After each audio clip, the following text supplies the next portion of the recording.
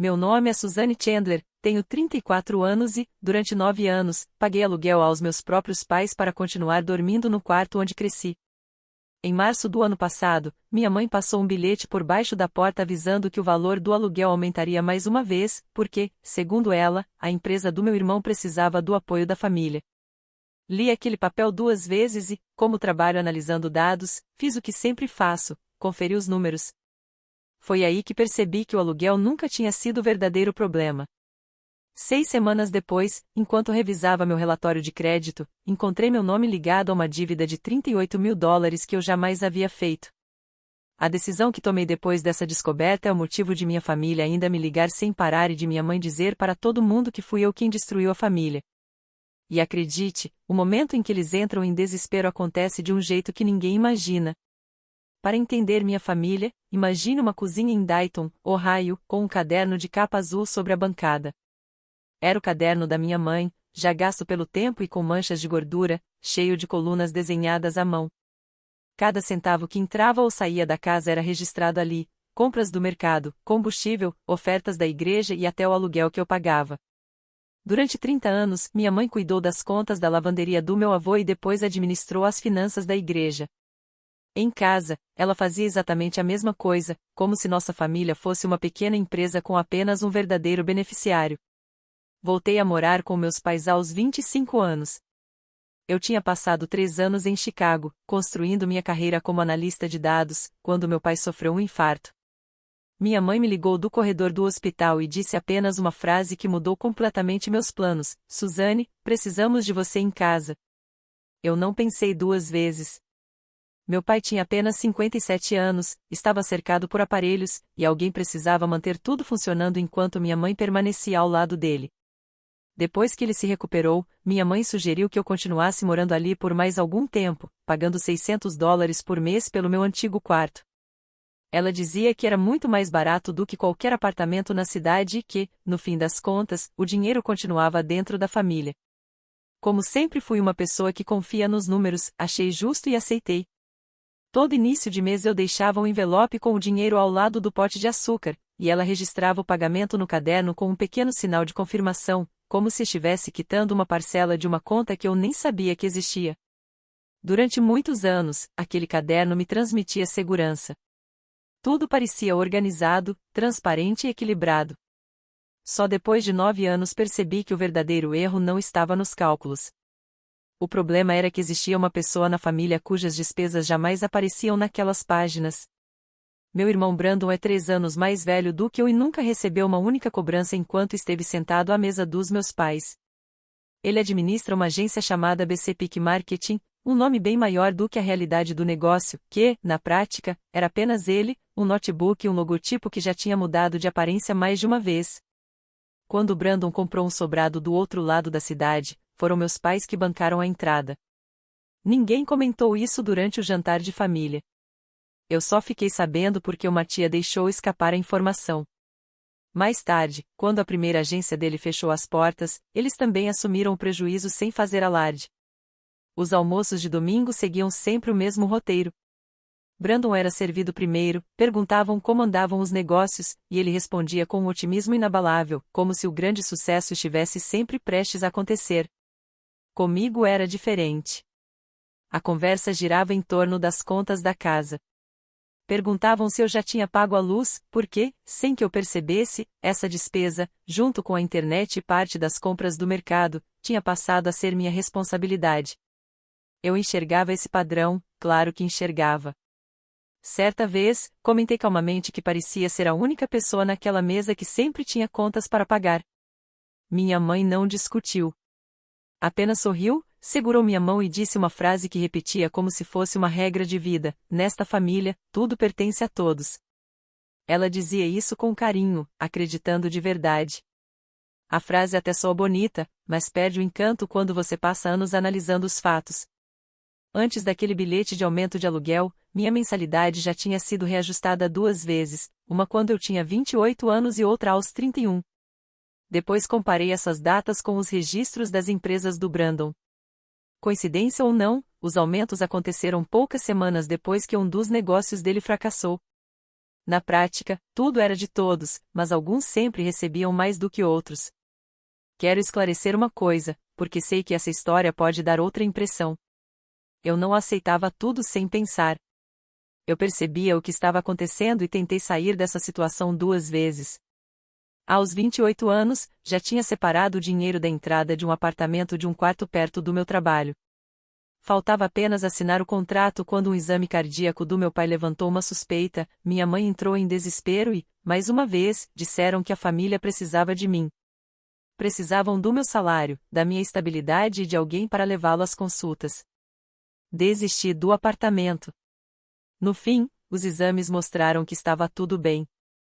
Aos 31 anos, tentei novamente. Dessa vez, minha mãe realmente precisou operar a vesícula, mas uma recuperação que deveria durar algumas semanas acabou se transformando em 8 meses de dependência da minha presença. Como nunca fui o tipo de pessoa que toma decisões apenas pela emoção, fiz o que sei fazer melhor, organizei tudo em uma planilha. Registrei cada aluguel pago, cada conta que assumi, cada ajuda financeira ao Brandon que ninguém jamais chamou de empréstimo. Anotei tudo com o mesmo cuidado que uso no meu trabalho de análise de dados. Era um arquivo detalhado, preciso e completamente desconhecido pela minha família. Também estabeleci uma meta bem clara: comprar meu próprio apartamento antes de completar 35 anos. Eu sonhava com um lugar simples, bem iluminado e com uma varanda pequena, suficiente para cultivar um vaso de manjericão. Aos 33 anos, já tinha economizado toda a entrada. Meu histórico de crédito era excelente e a data da compra estava marcada no calendário. É isso que mais me incomoda quando lembro dessa época. Eu não estava parada nem desperdiçando minha vida.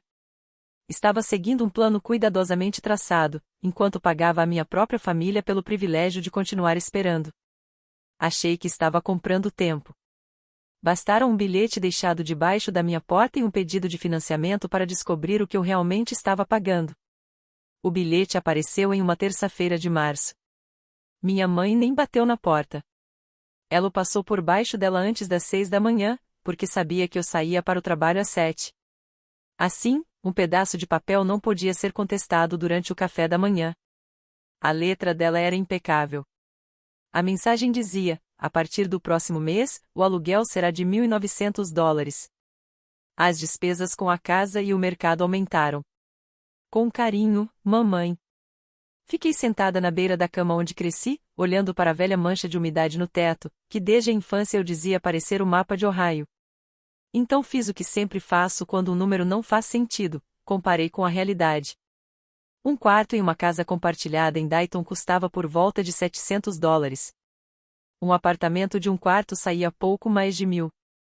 Com $1.900 por mês eu poderia alugar uma casa inteira com quintal ou até pagar as parcelas do apartamento que vinha planejando comprar, sobrando dinheiro para pequenos detalhes que sonhava ter, como uma varanda com um vaso de manjericão. Meus próprios pais estavam cobrando acima do preço de mercado para eu continuar dormindo a poucos metros do quarto onde passei toda a infância. E havia outro detalhe: as contas de luz, água e internet não tinham aumentado daquele jeito. Eu sabia porque era eu quem as pagava e guardava todos os comprovantes. As compras do mercado tinham subido um pouco, talvez uns 3%, mas jamais 35%. Os números dificilmente enganam. Quando algo não fecha, eles sempre apontam para algum lugar. E todos aqueles cálculos levavam à mesma pergunta: para onde estava indo aquele dinheiro extra? Não precisei esperar muito pela resposta. Na sexta-feira, Brandon publicou uma foto nas redes sociais em frente a um novo ponto comercial vazio, cheio de entusiasmo. Na legenda escreveu que a BC Peak Marketing estava crescendo, iniciando uma nova fase e que se sentia muito grato por essa conquista. Lembro de repetir a palavra grato em voz alta dentro do carro, com uma ironia que nunca tinha sentido antes. Era fácil demonstrar gratidão quando outra pessoa estava financiando seus sonhos. Esperei até o almoço de domingo terminar. Depois que a louça foi lavada e restávamos apenas eu, minha mãe e meu pai na cozinha, coloquei o bilhete sobre a bancada, ao lado do velho caderno de anotações, e perguntei com toda a calma se aqueles $500 de aumento estavam sendo usados para ajudar Brandon a abrir o novo escritório. Minha mãe nunca teve o hábito de inventar desculpas para pequenas coisas. Ela apenas enxugou as mãos no pano de prato, dobrou o tecido com a mesma precisão de sempre e respondeu sem hesitar que sim, parte daquele dinheiro serviria para ajudar meu irmão durante uma fase difícil, porque era assim que uma família deveria agir. Ela falou com tanta convicção que parecia explicar algo óbvio. Disse que Brandon estava construindo um futuro, que eu tinha um emprego estável e que, no fim, tudo acabava se equilibrando. Olhei para meu pai. Ele estava diante da pia, lavando uma caneca que já estava completamente limpa. Continuava esfregando sem necessidade, apenas para evitar olhar para mim. Meu pai passou a vida trabalhando como mecânico industrial, acostumado a medir tudo com extrema precisão. Mesmo assim, naquele momento, não conseguiu sustentar meu olhar. Apenas murmurou: "Não transforme isso em um problema, Suzy." Essa sempre foi a regra silenciosa daquela casa. Evitar conflitos, mesmo quando a injustiça era evidente. Enquanto eles esperavam minha resposta, fiz mais uma conta mental que me deixou desconfortável. Pagar $1.900 por mês significava entregar mais de $22.000 por ano para pessoas que acreditavam que justiça era apenas uma questão de opinião. Então respondi algo que eles claramente não esperavam. Disse que aceitaria pagar o novo valor a partir do mês seguinte, mas apenas se uma única condição fosse atendida. Minha mãe começou a sorrir, convencida de que eu tinha cedido mais uma vez. Porém, no instante em que ouviu qual era a condição, aquele sorriso desapareceu do rosto. Respondi com toda a calma: dali em diante, nenhum pagamento seria feito em dinheiro. Todo valor que eu entregasse à família passaria pelo banco e ficaria registrado.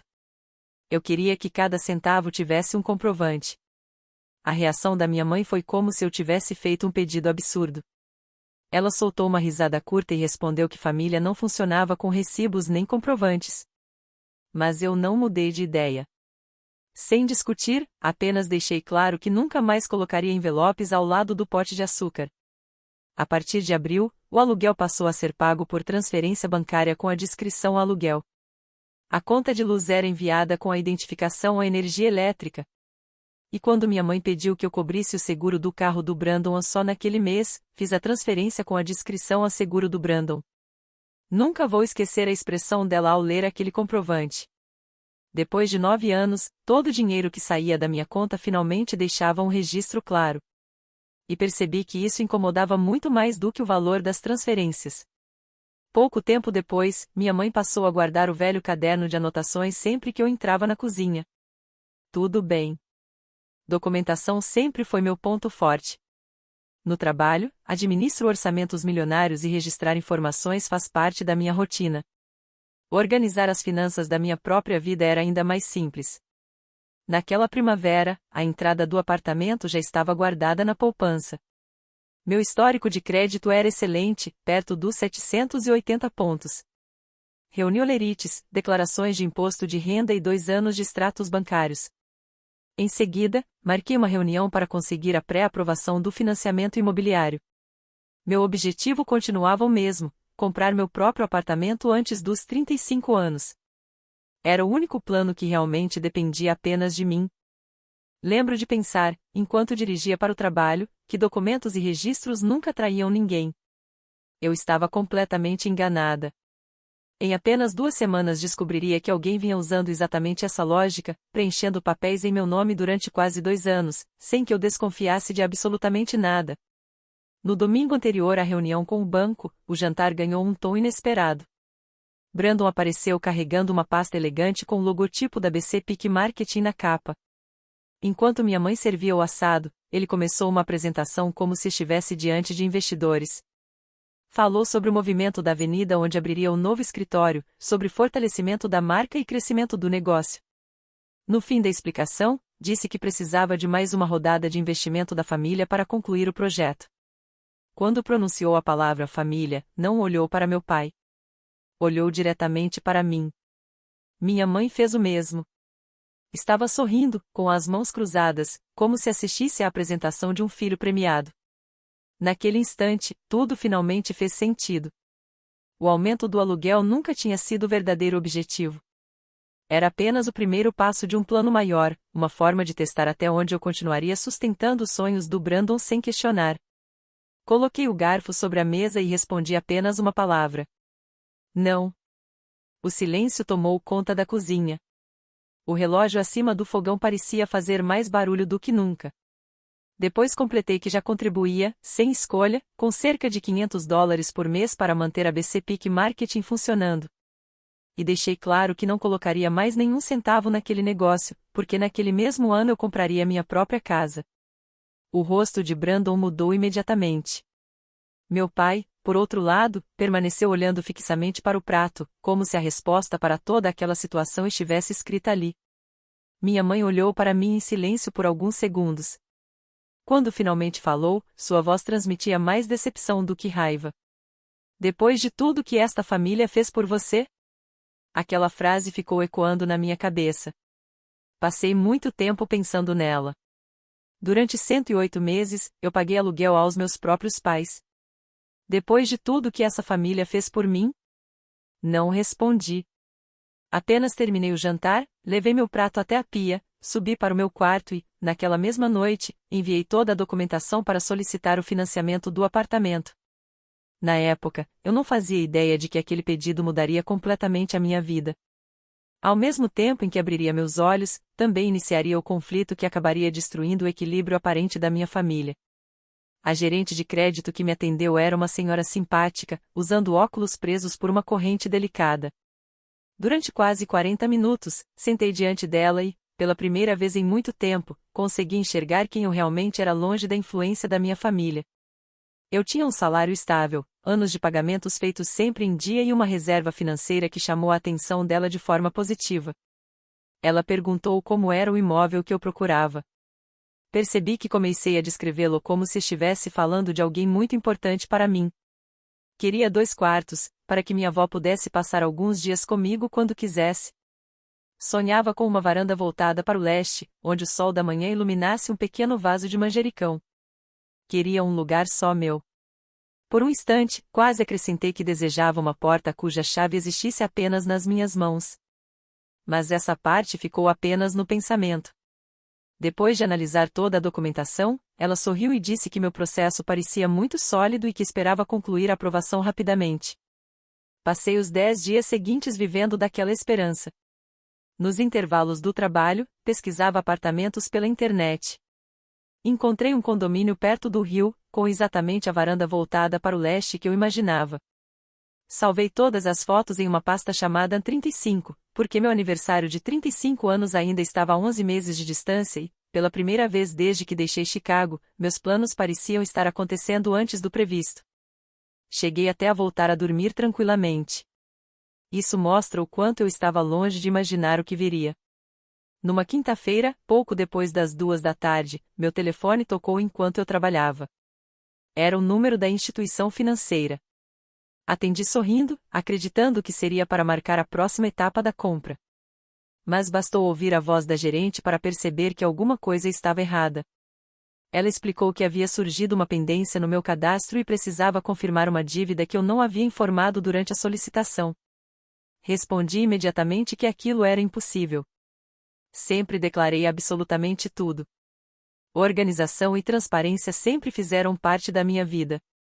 Então ela perguntou, de maneira muito direta: a senhora pode me explicar o financiamento que assinou como fiadora na cooperativa de crédito Miami Valley Community Credit Union? Sem pensar, respondi em voz alta, bem no meio do escritório onde eu trabalhava. Eu nunca fui fiadora de ninguém. Enquanto dizia isso, já abria o aplicativo do banco no celular. Sempre confiei mais em documentos do que em qualquer impressão momentânea. A gerente continuou lendo as informações do sistema com um tom calmo, quase automático. Segundo o registro, 2 anos antes havia sido contratado um empréstimo pessoal de $38.000 na Miami Valley Community Credit Union. O tomador principal era Brandon R. Chandler. E a fiadora registrada no contrato era Suzanne M. Chandler. Durante 20 meses, as parcelas tinham sido pagas normalmente. Depois vieram 4 prestações consecutivas em atraso. O último atraso havia acontecido apenas 30 dias antes. Cada uma dessas ocorrências havia sido registrada no meu histórico de crédito, comprometendo completamente minha situação financeira. Em poucos minutos, descobri que minha capacidade de conseguir o financiamento do apartamento tinha sido destruída por uma dívida que eu jamais autorizei e que nem sequer sabia que existia. Minha pontuação de crédito tinha despencado quase 90 pontos em apenas 4 meses. Como consequência, meu pedido de pré-aprovação para o financiamento foi recusado. A gerente foi extremamente cuidadosa. Disse que, se aquela dívida realmente não era minha, eu deveria solicitar imediatamente os relatórios completos de crédito. Depois pronunciou a palavra fraude com toda a cautela que alguém do setor financeiro costuma ter. Agradeci, desliguei a ligação e permaneci sentada na minha cadeira, olhando para a tela do computador enquanto os relatórios do trabalho continuavam sendo atualizados normalmente. Minha cabeça, porém, só conseguia pensar em um detalhe. 20 meses. Quem fez aquilo manteve todas as parcelas em dia durante 20 meses inteiros. Só deixou de pagar quando Brandon começou a enfrentar dificuldades financeiras. E eu sabia exatamente quando isso tinha acontecido, porque foi na mesma época em que meu aluguel aumentou. Naquele momento, tudo começou a se encaixar. Eu tinha perdido o apartamento que sonhava comprar. Meu histórico de crédito tinha sido destruído. E, em algum arquivo da cooperativa de crédito, existia um contrato assinado 2 anos antes usando meu nome como se fosse verdadeiro. Brandon podia até ter recebido dinheiro, mas ele nunca foi o tipo de pessoa que mantinha pagamentos em dia por tanto tempo. Alguém administrava aquele empréstimo por trás dos bastidores. Naquela noite, fiz aquilo que sempre me ajuda a manter a calma: comecei uma investigação minuciosa. Solicitei os relatórios completos das 3 principais agências de crédito. Não apenas a pontuação resumida exibida nos aplicativos, mas todos os registros, página por página. E lá estava. O empréstimo aparecia em todos eles. Também aparecia a consulta de crédito feita exatamente 2 anos antes para liberar aquele financiamento. Abri minha agenda digital e conferi a data. Foi aí que senti um frio percorrer o corpo inteiro. Aquele era justamente o dia em que acompanhei meus pais até a Miami Valley Community Credit Union para resolver a documentação da aposentadoria do meu pai. Eu mesma dirigi até lá. Enquanto eles conversavam com os funcionários, permaneci na sala de espera respondendo e-mails do trabalho. Minha mãe entrava e saía das salas levando documentos o tempo todo. Sempre foi ela quem cuidou de toda a papelada da família. Era ela quem guardava certidões de nascimento, cartões de seguridade social e documentos importantes em um cofre resistente ao fogo dentro do armário do quarto. Na época, eu nunca achei isso estranho. Fiquei vários minutos tentando processar aquela lembrança. Depois comecei a agir. Sem fazer barulho. Da mesma forma que alguém reage ao sentir cheiro de fumaça antes mesmo de encontrar o incêndio. Antes da meia-noite, bloqueei meu crédito nas 3 agências responsáveis, alterei todas as minhas senhas, solicitei à cooperativa uma cópia completa do contrato do empréstimo, direito que eu tinha por aparecer oficialmente como fiadora, e marquei o primeiro atendimento disponível com o setor responsável por casos de fraude. Já passava da 1 da manhã quando desci para beber água. Encontrei meu pai sentado sozinho na cozinha, olhando para um livro de palavras cruzadas que nem sequer estava tentando resolver. Fiz apenas uma pergunta, de forma direta e tranquila. O senhor sabe alguma coisa sobre um empréstimo feito usando o meu nome? Ele permaneceu olhando para o papel durante alguns segundos. Depois respondeu apenas: Não transforme isso em um problema, Suzy. Naquele instante, percebi que alguma coisa dentro de mim tinha mudado para sempre. Foi ali que deixei de acreditar que ainda podia contar com os 2 pais que pensei ter durante toda a minha vida. No dia marcado, fui até a Miami Valley Community Credit Union e fui atendida por Dana Whitfield, especialista em fraudes. Ela parecia ter mais de 50 anos, alguns fios grisalhos e a tranquilidade de quem já enfrentou todo tipo de situação possível. Dana colocou a pasta do empréstimo sobre a mesa entre nós e começou a explicar minhas opções com a calma e a precisão de um médico preparando um paciente para uma cirurgia delicada.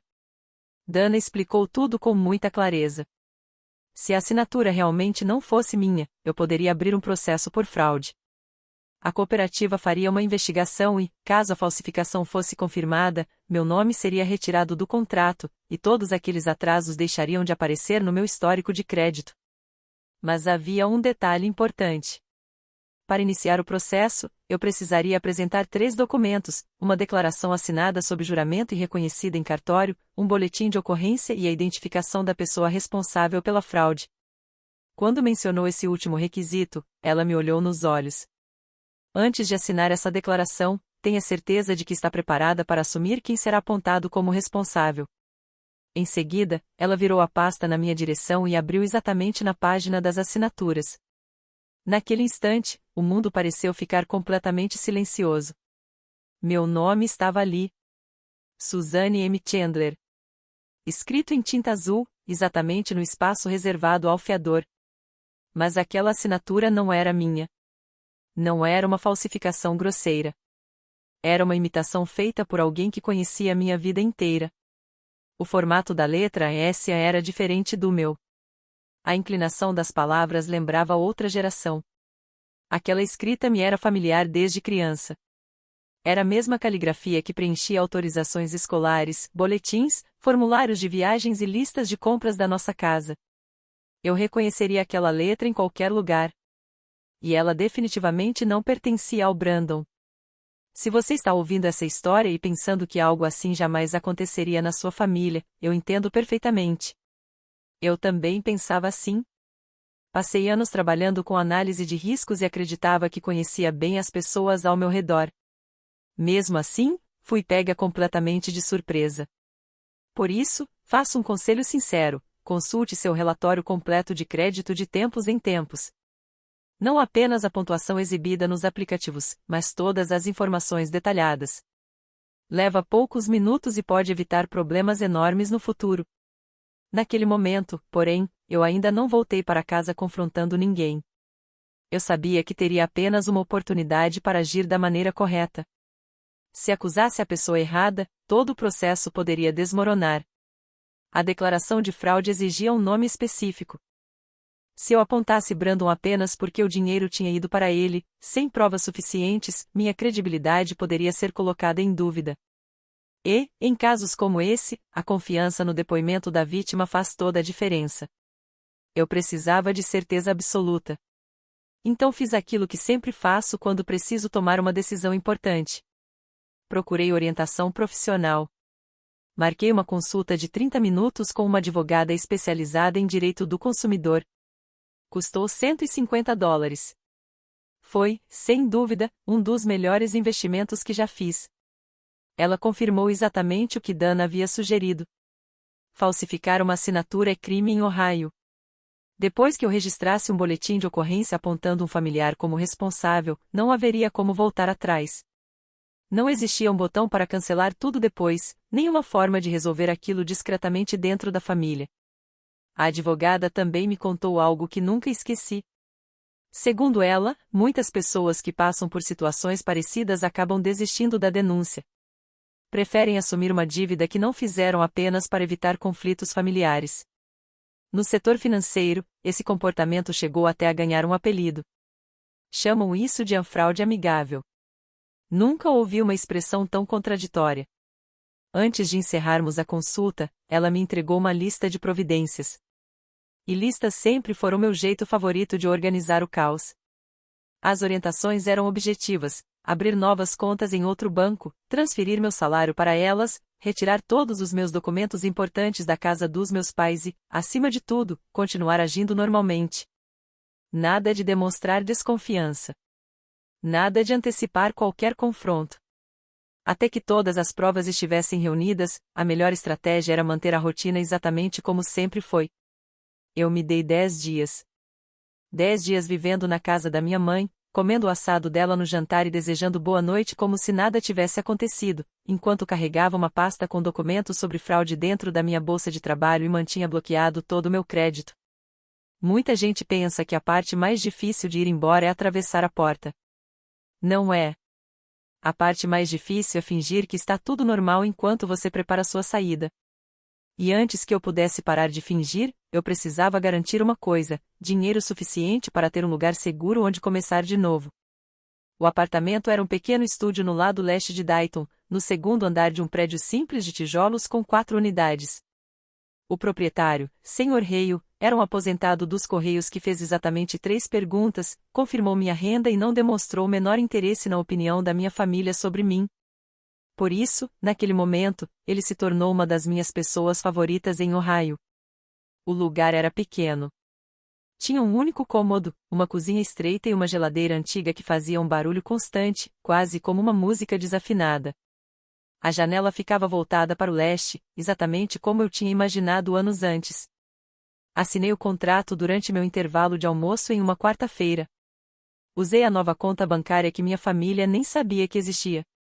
Quando o Sr. Hale colocou a chave na minha mão, ele fez isso como se fosse apenas mais uma rotina do dia. E para ele era mesmo.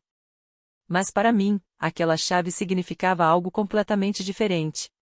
Era uma chave simples de metal, recém-cortada, com as bordas ainda um pouco ásperas. Fiquei parada no meio daquele apartamento vazio, ainda usando meu blazer do trabalho, segurando aquela pequena chave. Eu tinha 34 anos. E aquela era a primeira chave da minha vida que ninguém mais tinha uma cópia. Não havia uma reserva escondida em alguma gaveta da minha mãe. Não existia uma cópia identificada pela letra dela dentro da caixa de documentos da família. Era somente minha. Única. Sem duplicata.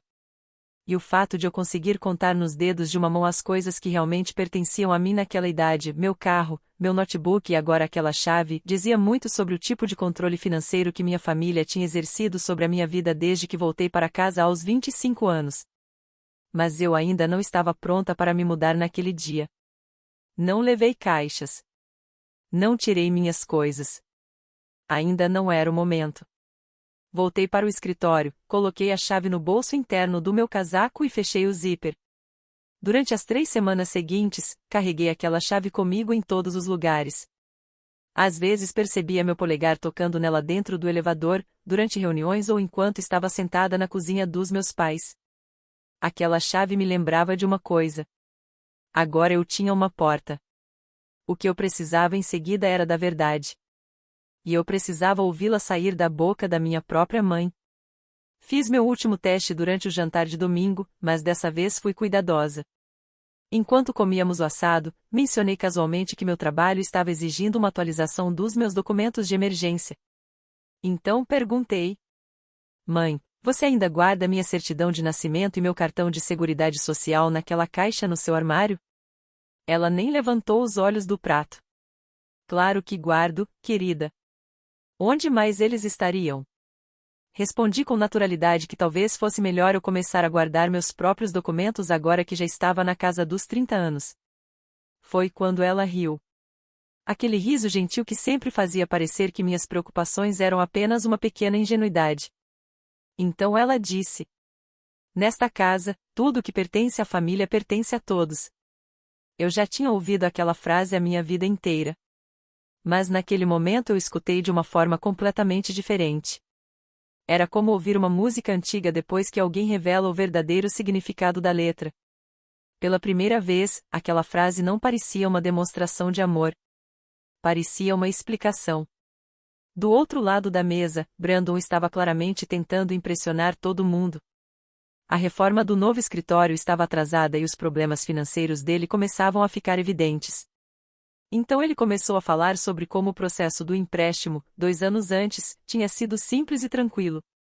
A melhor taxa da cidade, sem complicação, Brandon disse sorrindo para minha mãe, levantando o copo de água como se estivesse fazendo um brinde.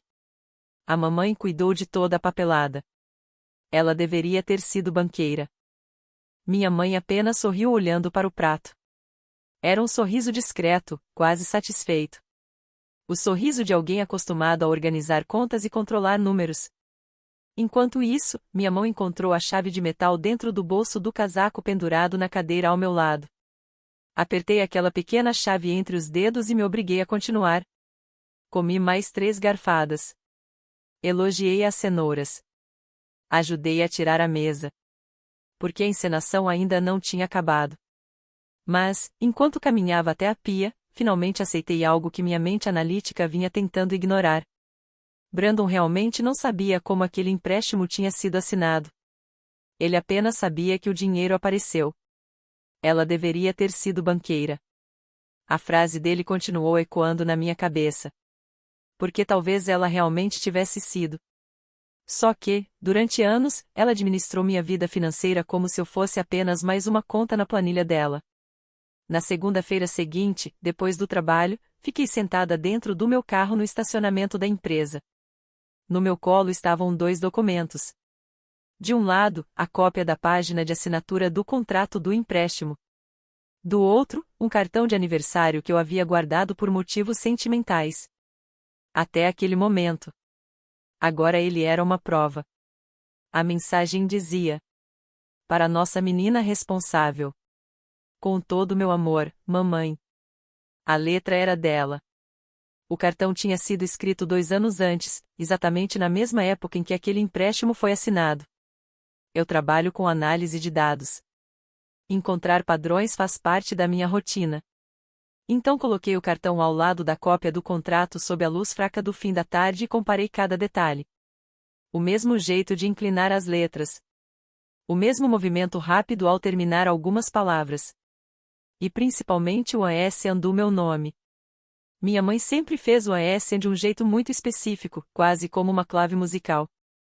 Essa letra aparecia em todos os cartões de Natal, etiquetas de presentes e bilhetes antigos que guardávamos em casa.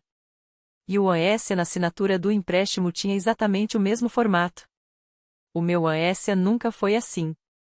Um especialista em caligrafia provavelmente perceberia isso em poucos minutos. E minha mãe, que recebeu dezenas de cartas, mensagens e documentos escritos por mim durante toda a minha vida, ou não percebeu a diferença. Ou simplesmente não se importou. E essa era a parte que mais pesava. Ela não foi cuidadosa porque não estava com medo. Talvez nunca tenha passado pela cabeça dela que eu pudesse verificar. Que eu pudesse questionar. Que eu pudesse descobrir. Fiquei muito tempo parada naquele carro. Depois abri meu notebook e fiz o que sempre faço quando preciso organizar algo que parece impossível. Eu documentei tudo. Criei uma linha do tempo completa, com datas, registros e fontes, exatamente como faria ao investigar um problema financeiro no meu trabalho. Fatos em ordem. Sem emoções. Sem opiniões. Apenas informações. Quando terminei, li tudo uma única vez, fechei o computador e tomei uma decisão. Minha mãe teria algo que aquela família nunca tinha realmente me dado. A oportunidade de dizer a verdade. Escolhi uma quinta-feira à tarde, quando meu pai estava no tradicional jogo de cartas com os amigos e a casa estava apenas nós duas. Minha mãe estava sentada à mesa da cozinha organizando cupons de desconto. Coloquei a cópia do contrato em cima deles, com a assinatura virada para cima. Então perguntei, usando o tom mais calmo que consegui: mãe, me explica isso. E foi nesse momento que aconteceu algo que eu realmente não esperava. Ela não se assustou. Não tentou negar. Não perguntou como eu tinha conseguido aquilo. Apenas pegou o documento, analisou como se estivesse lendo uma conta qualquer, colocou de volta sobre a mesa e passou a mão 2 vezes por cima do papel, alisando-o, exatamente como sempre fazia quando queria colocar tudo em ordem. Então ela disse: seu irmão precisava de alguém para ser fiador. Alguém com um bom histórico de crédito. Você tem um bom histórico de crédito porque nós te ensinamos a ser responsável. Esperei que viesse mais alguma coisa. Talvez um pedido de desculpas. Talvez uma explicação. Mas não veio nada disso. Ela apenas continuou. Você nunca perceberia essa dívida. Os pagamentos estavam sendo feitos. O dinheiro vem todo do mesmo lugar, Suzane. Um pouco sai do seu lado, um pouco vai para o lado dele. É isso que uma família faz. Ela falava com uma calma assustadora. E é isso que mais me incomoda quando lembro daquela conversa. Minha mãe estava explicando a perda que eu sofri usando a mesma voz que alguém usaria para convencer uma criança a dividir um brinquedo. Ela não parecia perceber que algo errado tinha acontecido. Para ela, aquilo era apenas uma questão de equilíbrio.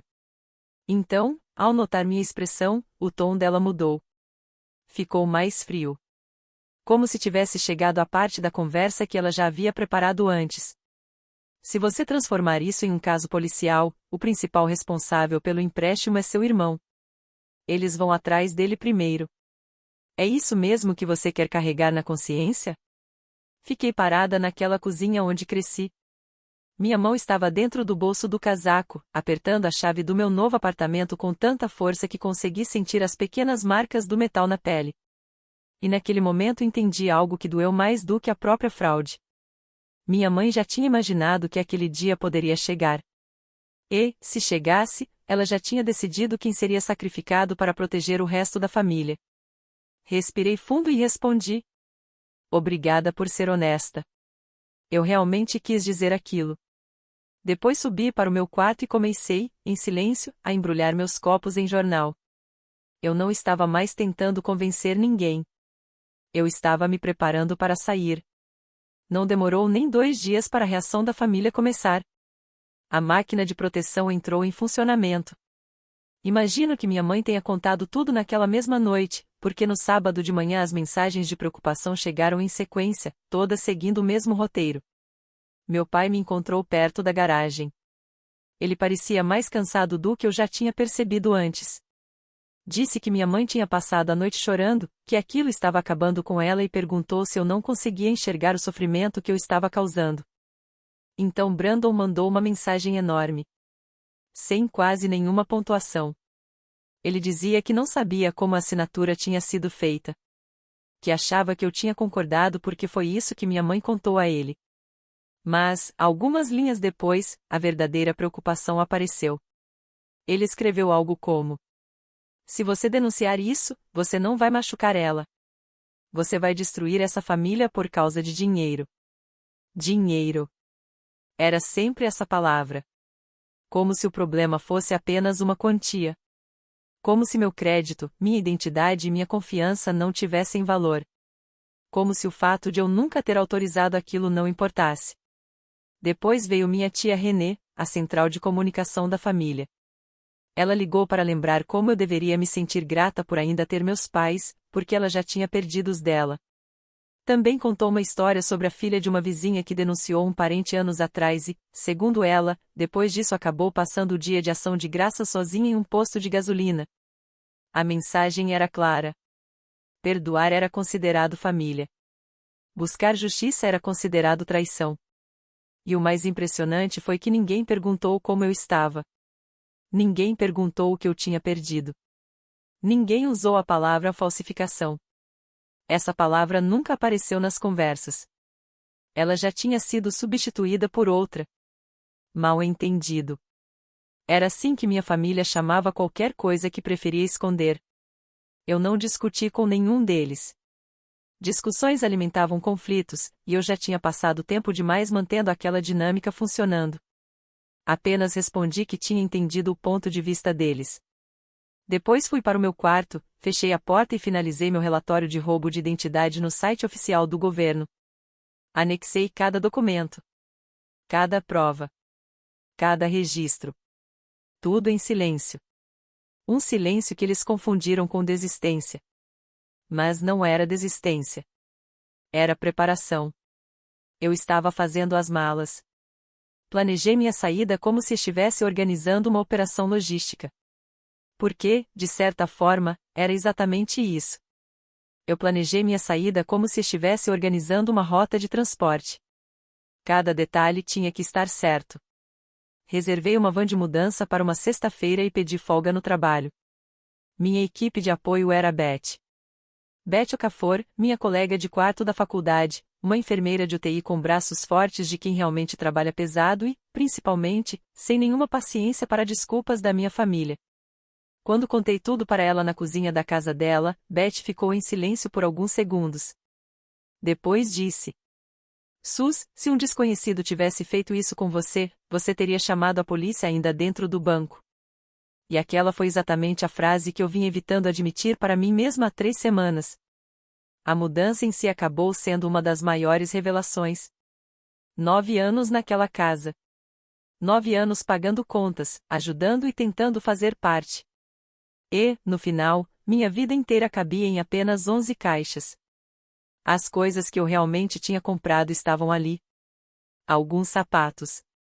Uma caixa com cartas antigas. Fotos. O resto pertencia a eles. Os móveis eram deles. Os pratos eram deles.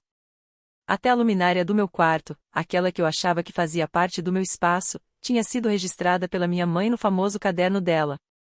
Eu lembrava da anotação. Luminária para o quarto da Suzane. Mas, de alguma forma, nem aquilo era realmente meu. Minha planilha mostrava que, Ao longo de 9 anos, eu tinha colocado mais de $120.000 naquela casa entre aluguel, contas e ajudas financeiras. No fim, saí com 11 caixas. Não conto isso para que você sinta pena de mim. Conto porque fiquei naquele quarto fazendo as contas e foi justamente a matemática que me deu força para tomar a próxima decisão. A única coisa que faltava era escolher o momento certo. E, de certa forma, Brandon acabou criando o cenário perfeito. A inauguração do novo escritório dele estava marcada para uma sexta-feira à noite de maio. Ele colocou luzes decorativas na fachada, preparou uma mesa simples com bebidas sem álcool e chamou toda a família para admirar a nova placa da empresa. Meus pais saíram de casa às 6 da tarde, vestidos como se fossem para um evento importante.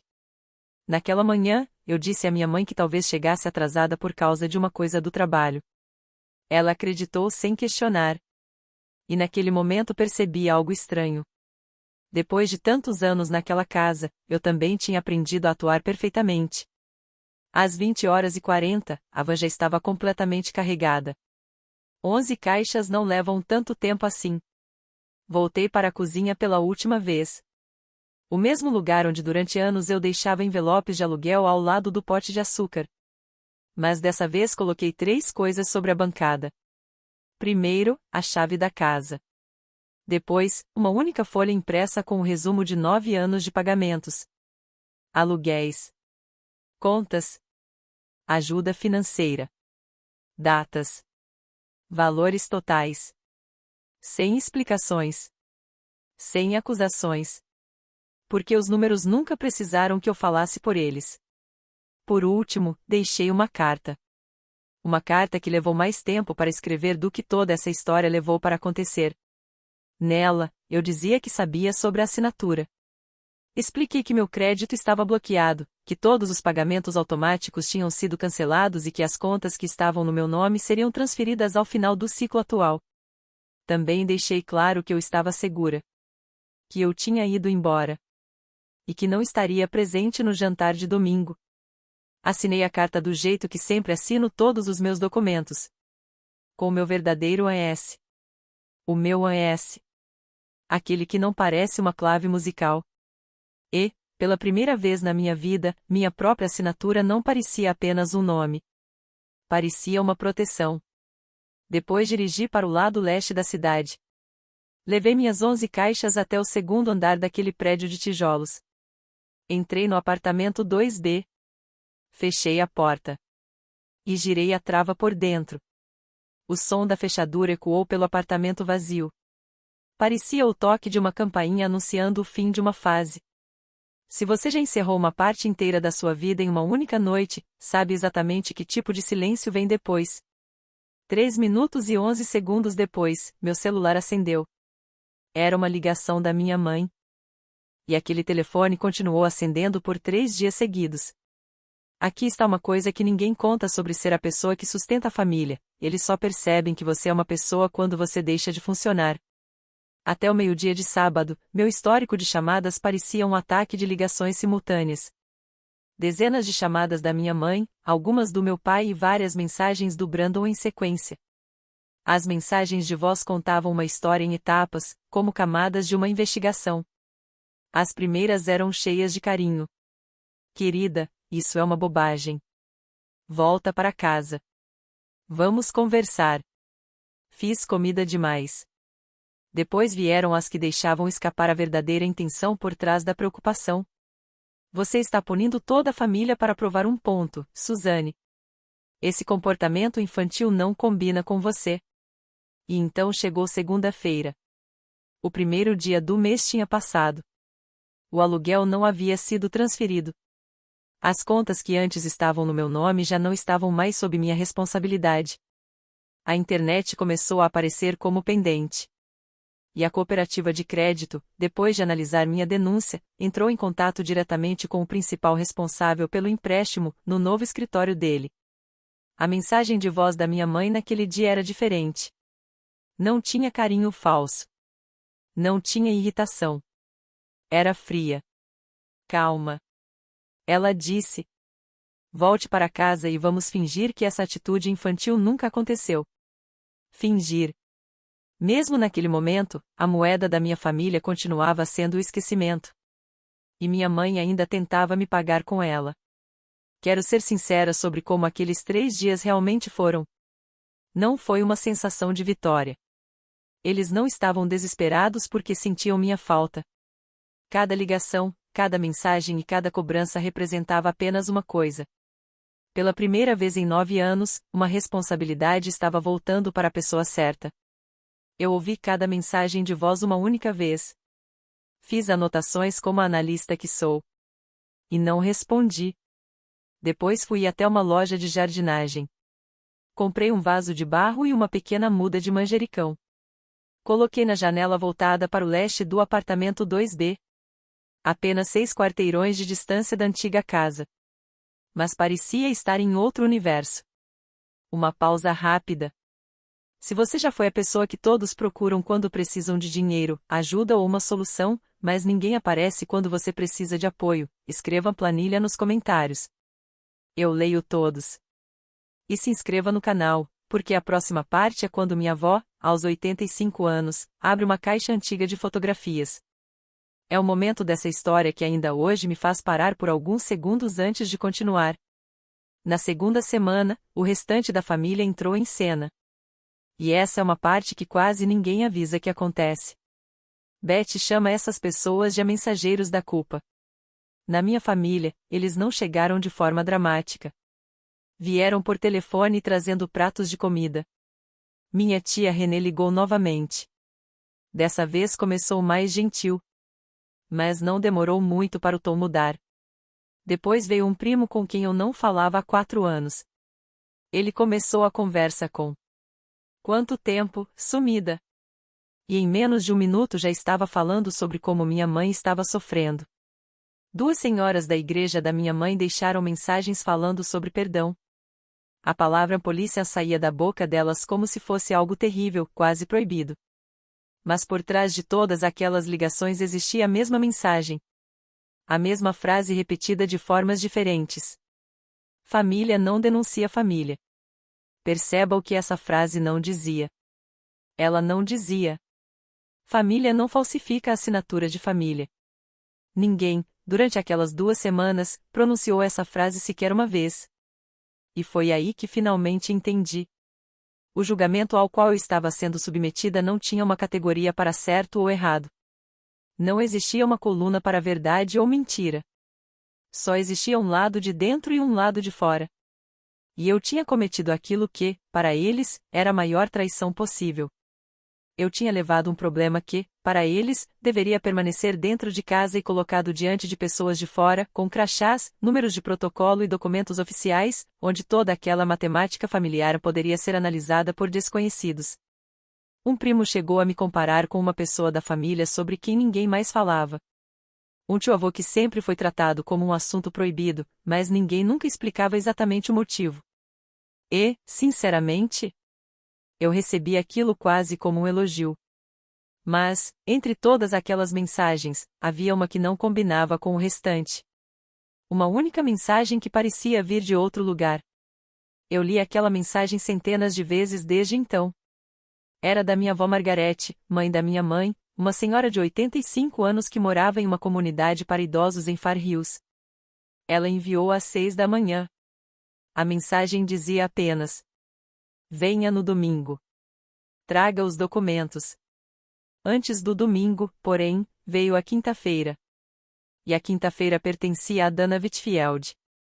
Peguei um horário mais longo de almoço e fui até o pequeno escritório dela. Com a mesma calma de sempre, Dana confirmou que o processo estava avançando. Meu relatório federal de roubo de identidade já estava anexado ao caso.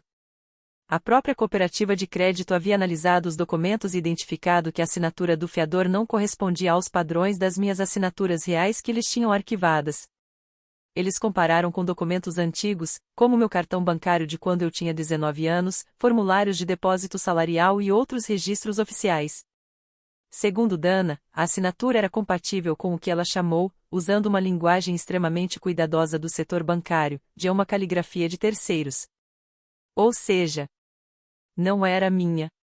E também não pertencia ao principal responsável pelo empréstimo. Pela primeira vez em toda aquela história, uma instituição tinha um motivo real para agir rapidamente a meu favor. Afinal, ninguém naquela cooperativa queria enfrentar uma disputa judicial envolvendo um contrato falsificado que havia sido assinado dentro da própria agência. Ainda faltavam apenas 2 coisas para retirar meu nome daquele empréstimo e remover os pagamentos atrasados do meu histórico: um boletim de ocorrência e uma declaração formal reconhecida em cartório. Dana colocou o documento diante de mim. As linhas estavam vazias. Data da descoberta. Descrição do documento fraudulento. E então veio a parte que eu sabia que chegaria desde março. Uma linha simples.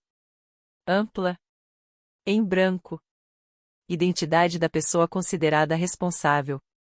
Ela me explicou que eu deveria levar aquilo para casa. Que eu não deveria assinar enquanto não tivesse certeza absoluta. Porque, depois de apontar alguém oficialmente, não existia uma maneira simples de voltar atrás. Guardei o documento dentro da minha bolsa de trabalho, entre o notebook e o almoço. E ele ficou ali durante 3 dias. Como um lembrete constante de uma decisão que mudaria tudo. O apartamento da minha avó sempre tinha o mesmo cheiro. Lavanda e memórias antigas. Era uma mistura que parecia pertencer a outra época. Quando cheguei no domingo, ela já tinha preparado café. Sobre a mesa havia uma caixa de sapatos antiga presa com um elástico. Minha avó nunca foi uma pessoa apressada. Ela pegou meus documentos primeiro. Leu tudo com atenção. Colocou os óculos e analisou cada linha da declaração como se estivesse revisando um contrato importante. Depois, em silêncio, retirou o elástico da caixa. Ela pegou uma fotografia antiga. Era em preto e branco, com aquelas bordas decoradas de antigamente. A imagem mostrava uma jovem de aproximadamente 19 anos parada em frente à lavanderia do meu avô, ao lado de um rapaz alguns anos mais novo. A garota era minha mãe. O mesmo formato de rosto. O mesmo olhar firme. Minha avó segurou a foto e disse: Patrícia entregava o envelope do salário dela para o seu tio Ted todos os meses, durante 6 anos. Eu conhecia meu tio-avô Ted apenas como um nome que sempre aparecia no meio de frases que ninguém terminava. Minha avó terminou essas frases. Ted era um investimento. Ela explicou. O filho. Minha mãe, Patrícia, começou a trabalhar aos 16 anos. Ela cuidava do balcão da lavanderia do meu avô e também dos livros de contabilidade. Todo o dinheiro que ganhava era colocado no fundo da família. E aquele fundo era usado para pagar os estudos do Ted. Estudos que ele abandonou. Depois foi usado para ajudar no negócio dele. Um negócio que também fracassou. E ninguém jamais devolveu um único dólar para minha mãe. Minha avó falou essa parte devagar, como alguém revelando uma verdade guardada por décadas. Ninguém chamou aquilo de roubo. Era apenas visto como algo que as filhas deveriam fazer. Então, aos 85 anos, minha avó colocou a xícara sobre a mesa e disse exatamente a frase que, no fundo, eu precisava ouvir para conseguir seguir em frente. Eu ensinei sua mãe que amor é uma dívida. Eu estava errada. Não ouse pagar essa dívida. Fiquei sentada naquele silêncio com cheiro de lavanda, segurando uma foto da minha mãe quando ela tinha a minha idade. Aquilo não fez a assinatura falsa doer menos. Mas fez a dor fazer sentido. Não era apenas sobre aquele empréstimo. Era um padrão que atravessava 3 gerações. No caminho de volta para casa, meu celular vibrou. Era meu pai. Ele sempre escreveu mensagens curtas, como se cada palavra tivesse um custo. A mensagem dizia: reunião de família. Jantar de domingo. Por favor, Roy. Quando contei para Beth, ela foi direta. Não vá. Ela disse isso enquanto comíamos na casa dela, apontando os achis para mim para reforçar cada palavra. Você não deve uma reunião a eles. Não deve uma explicação. Você é a pessoa prejudicada nessa história, Sus. Você não é o tribunal de apelação da sua própria família. Ela estava certa. Cada palavra. Mas mesmo assim eu fui. E quero ser honesta sobre o motivo. Porque essa foi a parte da história em que eu deixei de ser apenas uma planilha. Uma parte de mim foi porque eu acreditava que certas conversas precisam terminar pessoalmente. Essa é a resposta lógica. Mas a verdade mais profunda é outra. 34 anos sendo filha de alguém não desaparecem como uma cobrança automática cancelada no banco. Ainda existia uma parte de mim esperando por uma versão daquela noite em que minha mãe olharia para mim e simplesmente diria: "Me desculpa." Sem explicações. Sem justificativas. Sem um "a mas." Sem transformar aquilo em mais uma conta a ser discutida. Eu sabia quais eram as chances. Eu tinha analisado todas. Mesmo assim, precisava ver com meus próprios olhos como aquilo terminaria. Eu me preparei da única forma que sei fazer. Organizando tudo. Em uma pasta coloquei a carta que minha família queria que eu aceitasse. Aquela que meu pai já tinha mencionado por telefone. Um documento preparado a partir da ideia da minha mãe de que eu teria autorizado o empréstimo verbalmente e que tudo não passava de um mal-entendido familiar. Não estava assinado. Na outra pasta coloquei a declaração de fraude da Dana. Também sem assinatura. 2 caminhos diferentes. Uma única bolsa de trabalho. E 15 minutos de carro até a casa dos meus pais. Não vou fingir que sabia qual documento sairia daquela bolsa no final da noite. Quando cheguei, minha mãe tinha preparado meu prato favorito de quando eu tinha 12 anos. Carne assada. As cenouras com açúcar mascavo. Pães feitos em casa. E o bolo de limão que ela sempre fazia nos aniversários. E se você acha que aquilo foi coincidência, provavelmente nunca conheceu alguém que vive organizando tudo nos mínimos detalhes. A mesa estava preparada com os pratos especiais. 5 cadeiras estavam posicionadas. Meu pai estava na ponta da mesa, com uma expressão séria e claramente ensaiada. Brandon estava sentado na minha frente, usando aquele sorriso profissional que ele mostrava aos clientes, mas sem a mesma segurança de antes. Minha mãe permanecia perto do fogão, usando o avental. Ela tinha transformado o carinho habitual em uma espécie de atuação intensa. E havia uma cadeira vazia. Esperando alguém. Perguntei sobre a minha avó, mas para ver qual seria a resposta deles. Minha mãe respondeu com naturalidade que Margarete não estava se sentindo bem o suficiente para ir. Mais uma pequena mentira para a conta. Eu sabia exatamente como minha avó estava se sentindo, porque naquela mesma manhã eu tinha perguntado se ela queria me acompanhar. Ela apenas respondeu: "Eu já sentei naquela mesa por tempo demais, querida. Vai e termine isso." O jantar começou com conversas sobre o clima e elogios aos pães. Ninguém mencionou que, 3 semanas antes, eu tinha saído daquela casa quase como uma fugitiva. Essa sempre foi a especialidade da minha família, agir como se nada estivesse acontecendo quando o problema estava bem no meio da sala. Depois que os pratos foram retirados e o bolo de limão chegou à mesa, minha fatia foi servida primeiro. A filha recebendo atenção primeiro, finalmente. Mas eu sabia que havia um preço escondido naquele gesto.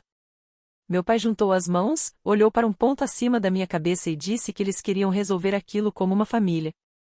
Então minha mãe tirou o avental, sentou-se na minha frente e falou: "Estamos dispostos a ser muito generosos, Suzane." E foi aí que eles apresentaram a proposta. Vou explicar de forma justa, porque a parte mais difícil de admitir é que a oferta deles parecia realmente boa. Eu teria que assinar a carta deles. A carta do mal-entendido. O documento dizendo à Miami Valley Community Credit Union que eu havia autorizado verbalmente a assinatura como fiadora 2 anos antes. Se eu fizesse isso, a denúncia de fraude seria encerrada. A investigação terminaria antes de chegar à polícia. O nome da família permaneceria longe dos arquivos de pessoas desconhecidas. Em troca, eles ofereceram 3 coisas. Primeiro, Brandon assinaria um plano de pagamento criado pela minha mãe, prometendo devolver todo o valor causado pelo problema. $400 por mês. Ele colocou o documento sobre a mesa. A assinatura dele já estava lá. Era a primeira vez naquela história inteira que alguém assinava algo verdadeiro. Depois veio a segunda parte. Meu aluguel, caso eu decidisse voltar para casa algum dia, seria cancelado para sempre. Minha mãe usou a palavra cancelado com uma segurança quase real. Como se estivesse concedendo um privilégio. E então veio o ponto principal. Meu pai limpou a garganta e disse que tinha conversado com uma pessoa do cartório de imóveis. Eles estavam dispostos a colocar meu nome na escritura da casa. Essa casa, Suzy, ela será sua. Minha mãe se inclinou quando falou a palavra escritura. Os olhos dela brilhavam. Parecia que aquela frase tinha sido preparada durante toda a semana. Você quer tudo por escrito? Tudo bem. Vamos colocar a casa por escrito. E por alguns segundos. Eu admito. A proposta me atingiu. A casa onde eu cresci. Um documento oficial, registrado e reconhecido, provando que eu realmente importava. Uma herança apresentada como pedido de desculpas. A escritura como recibo de tudo que eu tinha vivido naquela família. Minha mão encontrou a chave de metal dentro do bolso do casaco. Pequena. Simples. Com uma única cópia. A única coisa que eu realmente possuía sem depender da permissão de ninguém. Olhei ao redor da mesa. Meu pai parecia aliviado. Brandon carregava uma expressão de esperança. Minha mãe parecia acreditar que tinha encontrado a solução perfeita. Então fiz a única pergunta que realmente importava. A pergunta que nenhum documento poderia responder. Olhei para minha mãe e disse: antes de eu assinar qualquer coisa, você pode dizer que sente muito? O silêncio tomou conta da cozinha. Não pelo dinheiro. Não pelo empréstimo. Não pela situação. Mas pela assinatura. Pela escolha. Pela decisão de usar meu nome. O relógio acima do fogão parecia muito mais alto quando ninguém dizia nada. E eu nunca tinha percebido isso antes. Porque naquela casa, durante toda a minha vida, sempre havia alguém falando antes que o silêncio pudesse aparecer. Minha mãe ficou olhando para mim por um longo, longo momento. E eu vi ela pensar. Essa é a parte que até hoje não consigo esquecer. Porque, em algum lugar dentro dela, a palavra desculpa existia. Ela estava ali. Ela poderia ter dito. Mas eu vi o instante em que ela decidiu que o preço era alto demais. Minha mãe passou a mão sobre a toalha da mesa 2 vezes e respondeu. Eu fiz o que qualquer mãe faria, Suzanne. Eu movi dinheiro dentro da minha própria família para ajudar meu filho. Sinto muito que você não consiga enxergar isso. E ali estava tudo. Toda a filosofia daquela família resumida em 2 frases. Uma desculpa que, na verdade, culpava a minha própria visão. Meu pai disse baixinho. Pat. Mas não adiantou. A voz dele desapareceu da mesma forma que tinha desaparecido durante 40 anos. Brandon tentou falar alguma coisa, mas minha mãe o interrompeu com apenas 2 dedos levantados. Ela nem precisou olhar para ele. E naquele momento eu entendi a última coisa que faltava descobrir. Quem sempre esteve realmente no controle. Então eu me levantei. Eu não estava tremendo. Quero deixar isso registrado. Minhas mãos estavam tão firmes quanto quando digito relatórios no trabalho. Porque, pela primeira vez naquela mesa, eu não estava fingindo ser forte. Eu realmente estava. Peguei a carta deles na primeira pasta e coloquei, sem assinatura, ao lado do bolo de limão. Então olhei para minha mãe e disse: você tem razão, mãe. Tudo nessa família é de todos. Talvez por isso nada nunca tenha sido realmente meu. Nem meu salário. Nem meu crédito. Nem meu nome em um empréstimo que eu nunca vi. Fiz uma pausa. Mas eu vou pegar uma coisa de volta. Só uma. Meu nome. A voz da minha mãe falhou exatamente naquele momento. Não antes. Aquele som não era tristeza. Era raiva. Ela começou a dizer que eu não ousaria fazer aquilo. Que era família. Que depois de tudo que eles tinham feito por mim. Mas, pela primeira vez na minha vida, eu ouvi minha mãe perder o controle. E eu ouvi a mim mesma continuar calma. Foi quando finalmente percebi qual de nós 2 tinha passado anos com medo. Quando eu estava saindo pela porta, meu pai chamou. Suzy. E parou. Pela primeira vez, ele não disse para eu não transformar aquilo em um problema. Porque já era um problema. Na segunda-feira de manhã, Tirei 2 horas do trabalho e fui resolver as coisas que encerram uma fase da vida. A primeira parada foi uma agência da UPS na Linden, onde havia serviço de reconhecimento de firma. Cheguei às 9 da manhã, quando estava tranquilo. A pessoa responsável pelo cartório era um jovem com uma tatuagem no pescoço e um carimbo na mão. Ele não tinha o menor interesse na minha história. E eu nunca fiquei tão agradecida pela indiferença de um desconhecido. Coloquei a declaração sobre a mesa. Data da descoberta. A quinta-feira de abril em que recebi a ligação do financiamento e descobri que meu sonho da casa própria tinha acabado. Descrição do documento fraudulento. Um empréstimo pessoal de $38.000 com uma assinatura de fiador falsificada.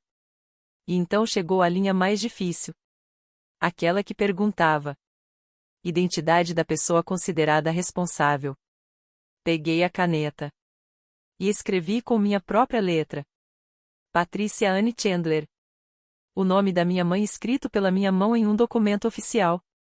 Era o reflexo exato do que ela tinha feito comigo. Mas existia uma diferença fundamental. O meu era verdadeiro. E essa pequena diferença mudou toda a minha vida. Assinei meu próprio nome logo abaixo. Meu verdadeiro S. E enquanto o carimbo descia sobre o papel, eu finalmente entendi algo que os 9 anos pagando aluguel tinham escondido de mim. Eu nunca estava pagando apenas por um quarto. Eu estava pagando uma mensalidade. A mensalidade de ser filha.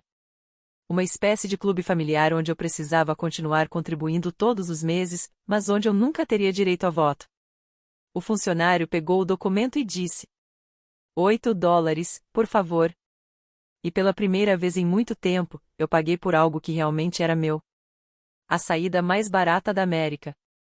A segunda parada foi a delegacia no East 3. Um policial tranquilo, com uma prancheta nas mãos, registrou meu depoimento, colocou um número no caso e disse que alguém entraria em contato comigo. Ele perguntou se eu queria apoio de um representante para vítimas. Eu respondi: não, obrigada. Eu já tinha Beth. Tinha meu manjericão.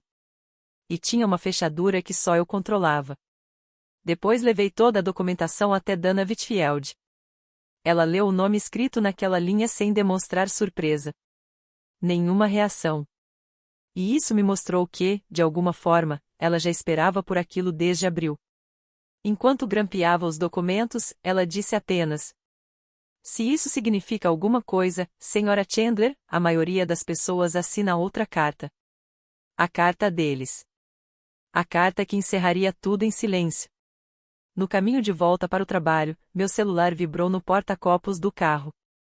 Era uma mensagem do meu pai. Apenas uma frase. Você fez sua escolha. E ele estava certo. Pela primeira vez na minha vida, eu tinha feito uma escolha que realmente era minha. Eu não vou inventar uma cena de tribunal cheia de discursos dramáticos, porque ela nunca aconteceu. Este canal não precisa criar finais falsos. O que aconteceu foi mais simples. Foi burocracia. E, de certa forma, isso combinava perfeitamente. Porque tudo começou com documentos. E terminou com documentos.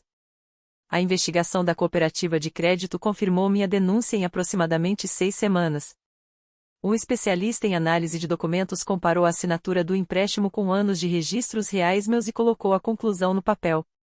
Os pedidos de contestação nos órgãos de crédito foram processados. E em uma terça-feira de agosto, durante meu intervalo do almoço, atualizei meu relatório de crédito. E o empréstimo simplesmente tinha desaparecido. As 4 parcelas atrasadas também. Meu histórico começou a se recuperar lentamente, como a água encontrando seu próprio caminho. Mas a dívida não desapareceu. Ela voltou para onde sempre deveria ter estado. Brandon continuou como responsável principal pelo empréstimo. E meus pais assumiram o restante do pagamento para evitar que ele afundasse.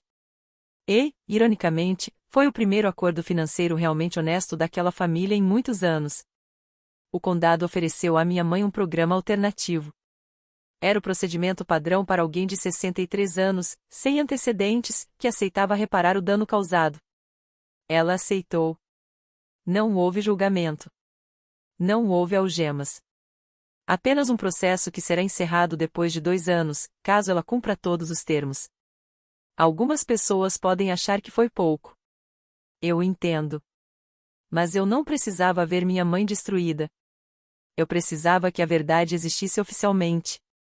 Em algum lugar onde a voz dela não pudesse alterar os fatos. O espaço comercial da BC Peak Marketing na Wayne Avenue foi encerrado antes do feriado do Dia do Trabalho. Brandon voltou a trabalhar da própria casa. Um homem. Um notebook. O tamanho real do negócio. Meus pais usaram parte da aposentadoria do meu pai para cumprir o acordo de restituição. O fundo da família continuou existindo. Porque ele sempre continuou. A única diferença era que, dessa vez, o dinheiro não vinha mais de mim. E todos os domingos, às 4 da tarde, meu telefone toca. É minha avó, Margarete, da comunidade em Far Hills. Ela sempre pergunta a mesma coisa. O manjericão ainda está vivo? Agora é inverno. E eu posso contar como tudo terminou. Em janeiro, 3 semanas antes do meu aniversário de 35 anos, eu finalmente fechei a compra do meu próprio apartamento. Perto do rio. 2 quartos, para minha avó poder ficar comigo. Uma varanda virada para o leste, onde uma pequena planta de manjericão, já um pouco alta demais, passa o inverno dentro de casa. No mesmo vaso de barro que comprei durante aqueles 3 dias que mudaram tudo. Aquele vaso foi a primeira coisa que escolhi sem pedir permissão. E, no fim, era isso que eu estava tentando recuperar desde o começo. Não uma casa. Não dinheiro. Não uma escritura. Eu estava recuperando a minha própria vida. Devolvi a chave de latão do apartamento 2B ao Sr. Hale pessoalmente. Ele apertou minha mão e disse que eu tinha sido uma ótima inquilina. Vindo do Sr. Hale, aquilo era praticamente um discurso de despedida. Minha nova chave agora fica sozinha no chaveiro. Sem outras cópias. Sem etiquetas. Sem ninguém além de mim tendo acesso. E algumas manhãs, quando entro no elevador, ainda seguro aquela chave com o polegar por alguns segundos. Não por medo. Mas por gratidão. Da mesma forma que algumas pessoas seguram um símbolo de fé quando precisam lembrar de algo importante. Minha mãe enviou um cartão de Natal comprado em loja. Assinado apenas. Com amor, mãe e pai. A letra dela continuava exatamente a mesma. Aquele mesmo estilo que eu conhecia desde criança. Não havia mensagem. Eu não joguei fora. Também não respondi. Guardei o cartão na caixa de sapatos junto com as fotografias da Margarete. Como a última página daquele velho livro de contas. Se outro cartão chegar no próximo ano, ele terá o mesmo destino. Eu vou guardar. Porque limites não são uma guerra.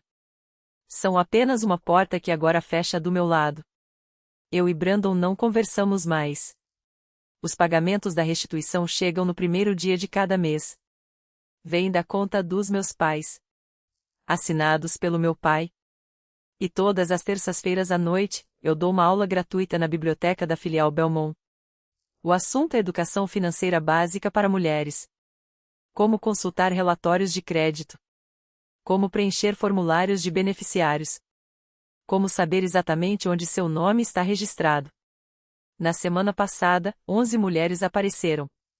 Todas elas eram a pessoa confiável da própria família. Aquela que resolve tudo. Aquela que sempre ajuda.